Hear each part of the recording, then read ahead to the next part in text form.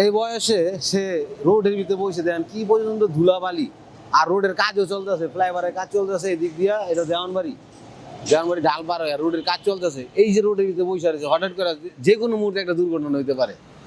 তো বন্ধুরা চলেন দেখি এই কাকাটার সাথে আমরা একটু কথা বলুন। কাকা আসসালামু আলাইকুম, ভালো আছেন? এই যে আপনি তো আমার বাপের থেকেও বড় বয়সে, এখন বুড়া আছেন, বয়স কত আপনার?